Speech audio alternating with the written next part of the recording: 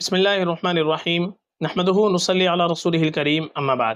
محترم ناظرین کرام، ایک صاحب ہیں آفتاب نلوار، انہوں نے سوال کیا ہے افراز نیم کا مطلب کیا ہوتا ہے؟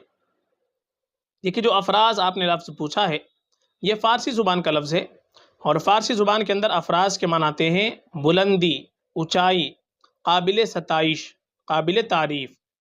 تو افراز کے جتنے بھی معنی فارسی زبان کے اندر دے رکھے ہیں وہ تمام کے تمام معنی بہترین ہیں، اچھے معنی ہیں۔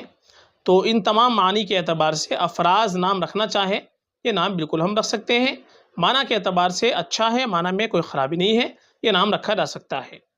اور باقی زیادہ بہتر یہ ہے کہ ہم اپنے بچے کا نام رکھیں تو انبیاء کرام علیہم السلام کے ناموں پر، صحابہ رضی اللہ عنہم اجمعین کے ناموں پر، جو نیک لوگ گزرے ہیں ان کے ناموں پر رکھ لیں، یہ اور بہتر ہوتا ہے، باعث فضیلت ہوتا ہے۔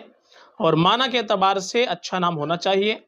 ماں باپ کے اوپر اولاد کا سب سے پہلا حق یہی ہے کہ ماں باپ اپنے بچوں کا اچھے نام کا انتخاب کرے، اچھے معنی والا نام رکھیں، اچھی نسبت سے نام رکھیں، چونکہ حدیث کے اندر آتا ہے انکم تدعون یوم القیامت باسمائکم واسماء آبائکم فاحسنوا اسماءکم، کہ قیامت کے دن تم کو تمہارے ناموں کے ساتھ، تمہارے آباء و اجداد کے ناموں کے ساتھ پکارا جائے گا، لہذا اچھے نام رکھو۔ تو اگر ہم اپنے بچوں کے اچھے نام رکھیں گے تو انشاءاللہ قیامت کے دن ہم کو اچھے ناموں سے پکارا جائے گا، اور اگر غلط نام رکھیں گے تو پھر غلط ناموں سے پکارا جائے گا۔ اور عام طور پر نام کا معنی کا بچے کی ذات کے اوپر، بچی کی ذات کے اوپر اثر پڑتا ہے، اس لیے ہم ہمیشہ جب بھی نام رکھیں علماء سے تحقیق کرنے کے بعد نام رکھیں۔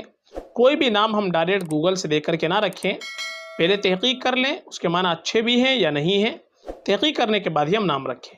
اور بہتر یہی ہوتا ہے کہ ہم نیک لوگوں کے ناموں پر، نیک ہستیوں کے ناموں پر اپنے بچوں اور بچیوں کے نام رکھنے کی کوشش کریں۔ آپ کو اگر صحابہ کے، صحابیات کے اور نیک ہستیوں کے نام دیکھنے ہیں تو ہماری پلے لسٹ میں آپ جائیں، وہاں پر آپ کو بہت ساری پلے لسٹ مل جائے گی جس میں صحابہ صحابیات کے نام، لیٹر کے اعتبار سے نام، یونیک نیم، تمام ویڈیو آپ کو مل جائے گی، اس میں بھی آپ دیکھ سکتے ہیں۔ فقط واللہ اعلم۔